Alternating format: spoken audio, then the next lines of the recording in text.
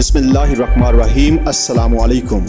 Iran, इस्लामी जमहूरिया Iran, जिसे फारस भी कहा जाता है, एक मगरबी एशियाई मुल्क है। ईरान की तारीख हजारों साल पर मुहित है। सैकड़ों सल्तनतों ने, जिनमें कुछ कदीम दुनिया की सबसे ताकतवर सल्तनतें भी शामिल हैं, फारस में हुकूमत की है और मुल्क के फन तामीर और सकाफत में अपना निशान छोड़ा। ईरान में बहुत बड़ा नस्ली तनों है। कुछ इंतहाई शानदार इंसानी तख्लीकात भी हैं। ईरान के बारे में कुछ हैरत अंगेज मालूमात में, ईरान में नाक पर पट्टियां बांधे मर्द और औरतें एक आम सी बात है। इसकी वजह यह है कि राइनोप्लास्टी नाकाबिले यकीन हद तक मकबूल है।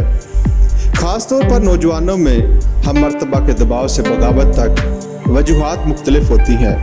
चेहरा इनके जिस्म के चंद हिस्सों में से एक है। ईरानी खवातीन को अवामी सतह पर दिखाने की इजाज़त है, इसलिए इनकी प्रोफाइल को तब्दील करना खुद इजहार का एक तरीका बन जाता है। ईरान के दारुल हुकूमत में राइनोप्लास्टी के फैलाव ने इस दुनिया के नाक की नौकरी का दारुल हुकूमत का उर्फी नाम दिया है। दर हकीकत तेहरान के पास लॉस एंजलिस समेत किसी भी जगह से ज़्यादा फीकस तरीक़ाकार है। इसके बाद अगर बात करें महाजरीन की, सबसे ज़्यादा आबादी ईरान में मुकीम है। ये बहुत से मगरबी बाशिंदों को अजीब सा लगता है, जो अक्सर ईरान के बारे में सोचते हैं कि लोग ज़ुल्म सितम से बचने के लिए भागते हैं। लेकिन ईरान इस वक्त तकरीबन 10 लाख गैर मुल्की महाजरीन की मेज़बानी कर रहा है। इन पनाह गज़ीनों का बड़ा हिस्सा हमसाया ममालिक अफगानिस्तान और इराक में ज़ुल्म बर्बरियत से फरार होकर आए। इनमें से बहुत से लोग महाजिर मजदूर हैं, जो ईरान के शहरी वसतों में कम उजरत पर काम करने को तैयार हैं। ईरान में अफगान तारकीन वतन की ज़्यादा आबादी के बावजूद इस्लामी जमहूरिया ईरान ने हाल ही में अफगान महाजरीन की मुल्क बदरी में तेज़ी लाई, जिससे अफगानिस्तान में गम गुस्सा और बड़े पैमाने पर एहतजाज हुआ। अगर बात करें एक नौजवान मुल्क, ईरान की तकरीबन 70% आबादी 30 साल से कम उम्र की है, और ये डिज़ाइन के लिहाज से है। 1979 में जब बगावत से शाह को माजूल किया और इस्लामी जमहूरिया का क़याम अमल में लाया, मजहबी रहनुमाओं ने कम उम्र शादीशुदा जोड़ों को कुरान के एक असूल का हवाला देते हुए, जो नौजवान शादियों और बहुत से बच्चे पैदा करता है, नई हुकूमत ने फी फर्द की बुनियाद पर गाड़ियाँ, टेलीविज़न और खाना तकसीम करके ज़्यादा बच्चे पैदा करने की तरगीब दी, जिससे एक बड़े ख़ानदान का हिस्सा बनना ज़्यादा दिलकश हो गया।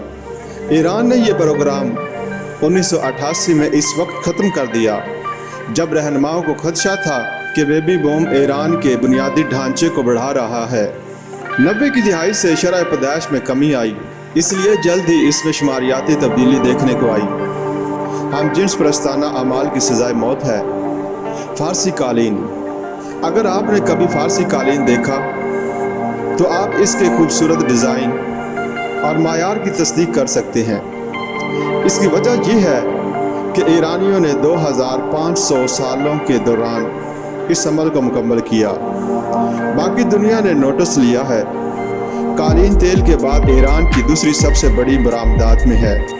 इन खूबसूरत कालीनों के सिलसिले में एक दिलचस्प रिवाज ये है कि बुनने वाले अक्सर जानबूझकर एक गलती करते हैं, अपने अकीदे को जाहिर करने के लिए कि सिर्फ खुदा ही कामिल है। ईरान में निकाब उतारने से पुलिस के हाथों सरेआम मारपीट का खतरा। हिजाब पर पाबंदी आयद करने के अलावा मर्द टोपियां पहने। हुक्मनामे के खिलाफ गैर मुतशद्दिद मुजाहिरों को ईरानी शाही फौज ने पुरतशद्दद तरीके से कुचल दिया। रज़ा शाह के जानशीन शाह मोहम्मद रज़ा पहलवी ने 1941 में इस कानून को उल्ट दिया और 1979 के दरमियान मर्द और ख़वातीन आम तौर पर लिबास पहनते थे, ताहम वो आरामदेह महसूस करते थे। लेकिन इनमें मनमानी पाबंदियों की विरासत ने आने वाले सालों में लिबास को ईरानी सियासत में एक शदीद बहस का मौजू बना दिया। एक नया ड्रेस कोड 1979 के इनकलाब ने यकसर मगरब मुखालिफ कौमी शिनाख्त का आगाज़ किया, यहाँ तक कि निकटियाँ भी ममनू बन गई, जबकि इनका पहनना गैर कानूनी नहीं है। दुकान के मालिकान को इनके पत्तों पर टाई जाहिर करने पर जुर्माना किया जा सकता है। निकटाई को बहुत से लोग सकाफती ज़वाल اور مغربی زوال کی علامت کے طور پر دیکھتے ہیں۔ ایرانی ٹیلی ویژن شوز میں صرف ولن کو نیکٹائی پہنے دکھایا جاتا ہے۔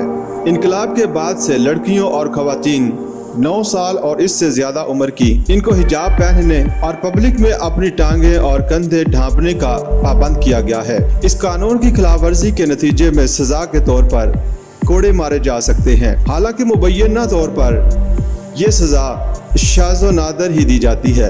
مہمان نوازی اور تحفہ دینا، ایسا لگتا ہے کہ ہر ثقافت میں تحائف دینے اور وصول کرنے کے عمل کے ارد گرد اپنا رواج ہے، اور ایران بھی اس سے مستثنا نہیں ہے۔ ایران میں بہت سے مختلف مواقع پر تحائف دیے جاتے ہیں، جیسے کہ جب مہمان کسی دوست کے گھر آتے ہیں یا جب کوئی دوست سفر سے واپس آتا ہے۔ آداب میں تحفہ کو خوبصورتی سے لپیٹنا بھی شامل ہے۔ تحفہ دینے کے رواج کا ایک حصہ تحفہ دینے والے کے لیے تحفہ کی معمولی نوعیت کے لیے معافی مانگنا ہے۔ وصول کنندہ عام طور پر تحفہ کو الگ کر دے گا اور اسے بعد میں نجی طور پر کھول دے گا۔ یہ سماجی کنونشن اور آداب کی قواعد ایران میں طروف کے نام سے مشہور ہیں۔ رات کے کھانے کے مہمان، اگر آپ کو کبھی کسی ایرانی خاندان کے گھر رات کے کھانے پر مدعو کیا جاتا ہے تو تحائف کو ضرور یاد رکھیں، کیونکہ یہ رسمی معاملات ہو سکتے ہیں۔ وقت پر پہنچیں، اور اکثر اندر موجود لوگ ننگے پاؤں ہوں تو اپنے جوتے اتار دیں۔ ایک تحفہ لائیں، جیسے پیسٹری یا پھول، اور سب سے بڑے میزبانوں سے شروع کرتے ہوئے انفرادی طور پر ہر فرد کو سلام کریں۔ بہت سے جدید گھر کھانے کی میز پر کانٹے اور چاقو کے ساتھ کھانا پیش کرتے ہیں، لیکن کچھ خاندان اب بھی فرش پر کشن لگاتے ہیں اور بغیر برتنوں کے کھاتے ہیں۔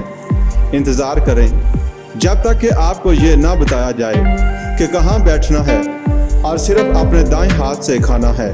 شہر کے لوگ، ایران نے ناقابل یقین حد تک تیزی سے ترقی کی۔ 20ویں صدی کے وسط کی تیز رفتار جدید کاری اور زمینی اصلاحات کی پالیسیوں نے بڑے شہروں میں موقع کی تلاش میں بہت سے لوگوں کو دیہی علاقوں سے باہر نکال دیا۔ اس کے نتیجے میں ایران میں شہری آبادی میں ناقابل یقین شرح سے اضافہ ہوا۔ 1950 میں صرف 27% لوگ شہروں میں رہتے تھے۔ 2002 تک یہ تعداد 60% تک بڑھ گئی۔ اس کو 80 کی دہائی میں ایران کے بیبی بوم کے ساتھ جوڑیں اور چیزیں تھوڑی سی بھیڑ لگنے لگیں۔ اس وقت تہران دنیا کا 16واں سب سے زیادہ گنجان آباد شہر ہے۔ ماہرین کا اندازہ ہے کہ 2030 تک ایران کی 80% آبادی شہروں میں رہنے والی ہوگی۔ کم عمری کی شادی، ایران میں شادی کی کم از کم عمر دہائیوں کے دوران کئی بار تبدیل ہوئی۔ 1975 میں شادی کی قانونی کم از کم عمر خواتین کے لیے 18 سال اور مردوں کے لیے 20 سال کر دی گئی۔ 1979 کے انقلاب کے بعد اس قانون کو منسوخ کر دیا گیا اور لڑکیوں کی شادی کی کم از کم عمر نصف کر دی گئی۔ اس سال کے آخر میں کم از کم عمر لڑکیوں کے لیے 13 سال اور لڑکوں کے لیے 15 سال کر دی گئی۔ ایران میں ایک مرد کے لیے ایک سے زیادہ بیویاں رکھنا قانونی ہے، جب تک کہ مرد کی پہلی بیوی اور عدالت مرد کو دوسری بیوی کرنے کی اجازت دیتی ہے۔ اگر کوئی مرد دوسری شادی کرتا ہے تو اس کی پہلی بیوی کو قانونی طور پر اسے طلاق دینے کی اجازت ہے، جب تک ہر بیوی اس کے ساتھ ٹھیک ہے۔ ایک مرد 4 عورتوں سے شادی کر سکتا ہے، تاہم اگر جوڑا ہے، اولاد ہے، تو عدالتیں بیوی کے اس اعتراض کو مسترد کر سکتی ہے کہ اس کے شوہر نے دوسری شادی کر لی ہے۔ عارضی شادی، ایران میں صحیح شادیاں قانونی ہیں لیکن متنازع ہیں۔ بنیادی طور پر وہ عارضی شادیاں ہیں جو کئی منٹ اور 99 سال کے درمیان کہیں بھی چل سکتی ہیں۔ یہ شادیاں جوڑوں کو غیر ازدواجی جنسی تعلقات کے خلاف ایران کے سخت قوانین کی خلاف ورزی کیے بغیر جنسی تعلق قائم کرنے کی اجازت دیتی ہے اور جوڑوں کو اجازت دیتی ہے۔ یہ عارضی شادیاں جوڑوں کے درمیان پیدا ہونے والے بچوں کو وراثت کے حقوق فراہم کرنے کے لیے بھی کام کرتی ہیں۔ بہت سے ناقدین اس عمل کے خلاف بحث کرتے ہوئے کہتے ہیں کہ یہ جسم فروشی کو بنیادی طور پر قانونی حیثیت دی گئی ہے، کیونکہ ان معاہدوں میں داخل ہونے والی بہت سی خواتین بے سہارا ہیں اور انہیں مالی امداد کی ضرورت ہے۔ اس کے بعد اگر بات کریں 2013 تک دنیا کی ٹاپ 500 ویب سائٹس میں سے تقریباً نصف ایران میں بلاک کر دی گئی۔ ممنوعہ سائٹس میں فیس بک اور ٹویٹر جیسی دیوہیکل سوشل میڈیا سائٹس بھی شامل ہیں۔ حکومت کو خدشہ ہے کہ ان سائٹس کو انقلاب کو منظم کرنے کے لیے استعمال کیا جا سکتا ہے۔ یقیناً بہت سے ایرانیوں نے حکومت کی سینسرشپ کے ارد گرد راستے تلاش کیے ہیں۔ بہت سے لوگ اپنے مقام کو چھپانے اور ان سائٹس تک رسائی کے لیے پراکسی سروسز کا استعمال، وی پی اینز اور ورچوئل پرائیویٹ نیٹ ورکس استعمال کرتے ہیں۔ 2019 میں سائٹس پر پابندی لگانے کے باوجود ایران کے پاس مقبول انسٹاگرام پر اثر انداز ہونے والوں میں اس کا منصفانہ حصہ ہے۔ نام کی تبدیلی 1935 تک ایران کو مغربی دنیا فارس کے نام سے جانتی تھی۔ بعض مورخین کے مطابق نام کی تبدیلی کی وجہ اس وقت سامنے آئی جب ایک فارسی سفیر نے نازی جرمنی کے نمائندے سے ملاقات کی۔ رضا شاہ یہ دکھانا چاہتے تھے کہ ملک اب برطانیہ اور روس کے کنٹرول میں نہیں رہے گا، اس لیے اس نے دنیا سے مطالبہ کیا کہ وہ اپنے ملک کے نام سے رجوع کریں، جیسے اس کے شہری کہتے ہیں، یعنی ایران۔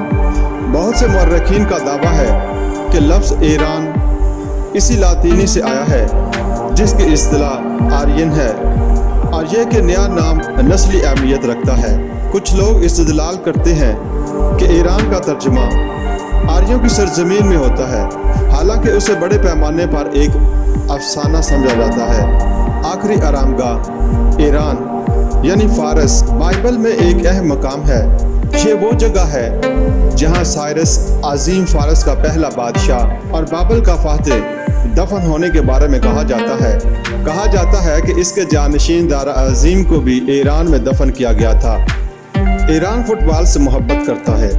فٹ بال یا فٹ بال جیسا کہ امریکی اسے کہنا پسند کرتے ہیں، اب تک دنیا بھر میں سب سے زیادہ مقبول کھیل ہے۔ ایران بھی اس سے مستثنیٰ نہیں ہے۔ در حقیقت ایران کے پاس ایشیا کی سب سے کامیاب مردوں کی قومی ٹیموں میں سے ایک ہے، جس نے 3 بار ایشین کپ جیتا ہے۔ ایران اکثر ورلڈ کپ کے لیے کوالیفائی کرتا ہے، حالانکہ آج تک وہ ٹورنامنٹ میں زیادہ آگے نہیں بڑھ سکا۔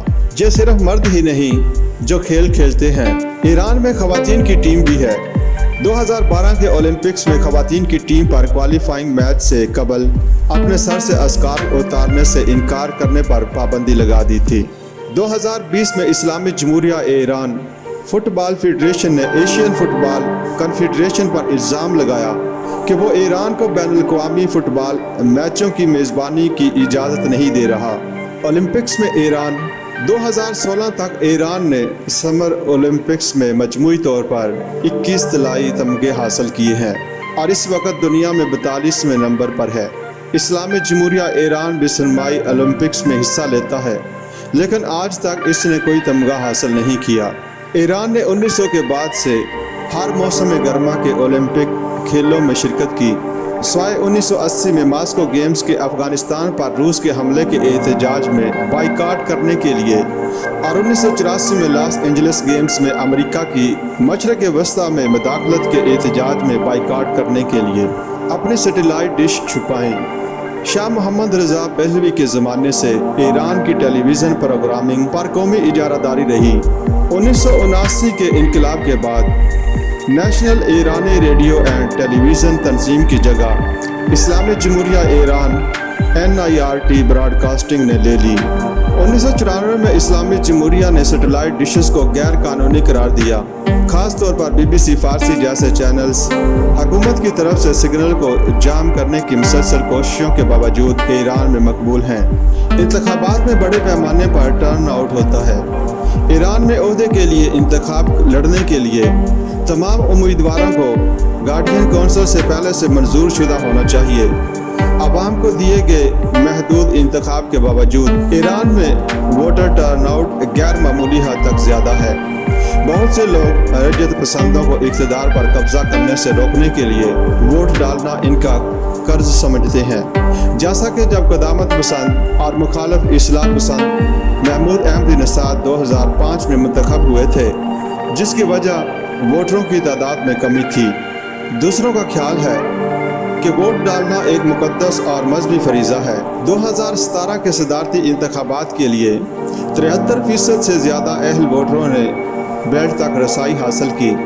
ये अदाद शुमार ख़ास तौर पर मुतासर कन है, जब 2016 के अमरीकी सदारती इंतखाबात के मुकाबले में जिसमें सिर्फ 55% टर्न आउट देखा गया। ईरान में वोट डालने की उम्र 2007 से 18 साल है। इससे पहले ये 15 साल थी। ईरानी शायरी की एक तवील भरपूर तारीख और आलमी अहमियत है, जो आज तक सकाफत में फैली हुई है। 2500 साल से ज़्यादा पुराना फ़ारसी अदब कदीम तरीन तहरीरों में से है।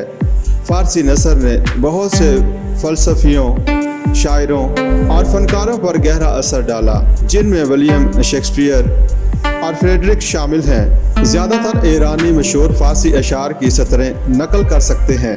काबिल ज़िक्र नज़्मों में शाहनाम बादशाहों की फ़ारसी किताब, जो 10वीं सदी के आखिर में अबुल कासिम फ़रदौसी ने लिखी थी, 13वीं सदी में और जलालुद्दीन रूमी की रूहानी जोड़े शामिल हैं।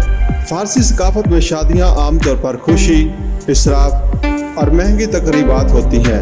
आमतौर पर तेहरान में शादी की तकरीब में 300 से 500 के दरमियान मेहमान होते हैं। ख़ानदान के करीबी और दूर दराज के अफराद से लेकर पड़ोसियों और साथी कारकुनों तक सभी को मदऊ किया जाता है। ये बहुत ज़्यादा, जैसा कि आप तवक्को कर सकते हैं, इन वाक़यात की कीमत फल्कियाती है। माली बोझ को कम करने के लिए ईरान में हुकूमत बैक वक्त एक से ज़्यादा जोड़ों की इज्तिमाई शादियाँ करेगी और इसका बिल पेश करेगी। ये इज्तिमाई शादियाँ आमतौर पर इस्लामी कैलेंडर की अहम तारीखों पर मुनाक़द की जाती हैं। ईरान में ख़वातीन की तालीम में काफ़ी रुकावटों और आज़ादियों पर पाबंदियों के बावजूद ख़वातीन की ख्वानदगी और आला तालीम में दाखिला ईरान में मुसलसल माइल रहा।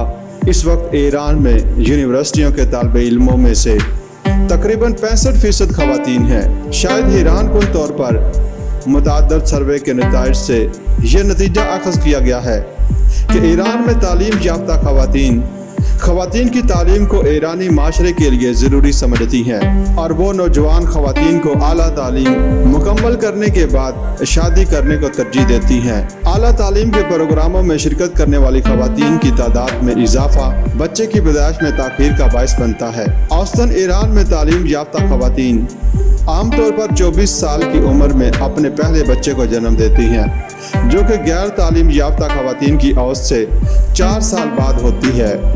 अफसोस की बात यह है कि यूनिवर्सिटियों में हाज़िरी और ख़वातीन में ख्वानदगी की शरह में बुनियादी इजाफा के नतीजे में काम की जगह पर लेबर फोर्स या इंतज़ामी अहदों पर ज़्यादा शिरकत नहीं होती। शराब की ममानत। ईरानी कानून के तहत मुसलमान आबादी का 99% के लिए शराब का इस्तेमाल वाज़ेह तौर पर ममनू है, लेकिन इसका मतलब ये नहीं कि इसके लिए कोई बाजार नहीं है। 2017 के सर्वे के मुताबिक 5.7% आबादी ने पिछले साल शराब पीने का एतराफ़ किया। ईरान में कोई नाइट क्लब नहीं, इसलिए तमाम शराब नोशी घर में होती है। शराब तैयार करने के लिए कोई फैक्ट्रियां नहीं हैं और उसे कानूनी तौर पर दरामद नहीं किया जा सकता।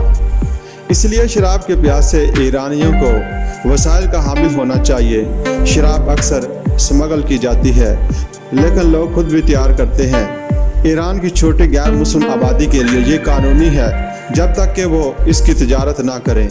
अफ़यूम का नशा अरूज पर है। दर हकीकत ईरान में हकीकत को पीछे छोड़ने का एक सस्ता तरीका है। अगरचे ईरान में अफ़यूम पर भी पाबंदी है, लेकिन इसका जोग्राफियाई महल वक़ू इकाम के लिए बाहर रखना नामुमकिन बनाता है और सार्फिन के लिए बहुत सस्ता है। बदकिस्मती से ये इंतहाई नशा आवर भी है। अफ़गानिस्तान मशरक़ में ईरान का पड़ोसी दुनिया का सबसे बड़ा अफ़यूम काश्त करने वाला मुल्क है, जहाँ से दुनिया की हीरोइन की सप्लाई का 3/4 हिस्सा। इसके नतीजे में माहिरीन का अंदाज़ा है कि ईरान में दुनिया में फ़ी कस अफ़यूम के आदी अफराद की सबसे ज़्यादा तादाद है। ईरान की बरामदात। शायद आप जानते हों کہ ایران دنیا کے سب سے بڑے تیل پیدا کرنے والے ممالک میں سے ایک ہے، لیکن آپ ان کی دوسری بڑی برآمدات کو نہیں جانتے ہوں گے۔ وہ زعفران، کیویار، پستے، پلاسٹک، کیمیکل اور پھل بھی بڑی مقدار میں پیدا کرتے ہیں۔ آلودگی سے دوچار ایران کی تیز رفتار جدیدیت ایک قیمت پر آئی۔ ایران کے شہر دنیا کے آلودہ ترین شہروں میں شامل ہیں۔ ایران کی اپنی خبر رساں ایجنسی اسلامی جمہوریہ نیوز کے مطابق ہر سال 30,000 اموات IRNA ایجنسی کا ذمہ دار غیر معمولی ہوا کا معیار ہے۔ ایران کے شہروں میں آلودگی زیادہ تر موٹر گاڑیوں کے اخراج، ریفائنریوں اور پاور پلانٹس کی وجہ سے ہوتی ہے۔ تھرمل الٹ جانے سے بڑھ جاتی ہے۔ یہ ایک ایسا عمل ہے جس میں گرم ہوا ٹھنڈی ہوا کے اوپر بس جاتی ہے اور آلودگیوں کو باہر نکلنے سے روکتی ہے۔ ایران مشرق وسطیٰ کا دوسرا بڑا ملک ہے کیونکہ یہ بہت وسیع ہے۔ ایران میں آب و ہوا جغرافیہ کی بنیاد پر بہت مختلف ہوتی ہے۔ بحیرہ کیسپیئن کا ساحل ٹھنڈا ہے اور کافی بارش ہوتی ہے، جبکہ جنوب عام طور پر گرم اور خشک ہوتا ہے۔ زیادہ تر ملک میں خشک ریگستانی آب و ہوا ہے۔ گرمیاں عام طور پر بے دردی سے گرم ہوتی ہیں اور سردیوں میں بہت سردی پڑ جاتی ہے۔ جب درجہ حرارت کافی کم ہو جاتا ہے تو شمالی شہروں میں برف باری دیکھنا عام بات ہے۔ بلی کی ایک پرانی اور باقاعدہ نسل فارسی لانگ ہیئر یا شیراز بلی، جیسا کہ وہ ایران میں جانا جاتا ہے، بلیوں کی سب سے آسانی سے پہچانی جانے والی نسلوں میں سے ایک ہے۔ ان کی اونی خال اور گول چہروں کی خصوصیات والی یہ بلیاں کیٹ شوز میں پالنے والوں کی پسندیدہ ہیں۔ اس نسل نے 19ویں صدی کے یورپ اور دوسری جنگ عظیم کے بعد امریکہ میں بلیوں کے شوقینیوں میں مقبولیت حاصل کی۔ ان کے لمبے بال سائنسدانوں کو پہیلی میں ڈال دیتے ہیں۔ جو لمبے بالوں والے افریقی جنگلی بلیوں کا کوئی ثبوت نہیں ڈھونڈ پاتے، جنہیں فارسی لانگ ہیئرز کے آباء و اجداد کے طور پر تسلیم کیا جاتا ہے۔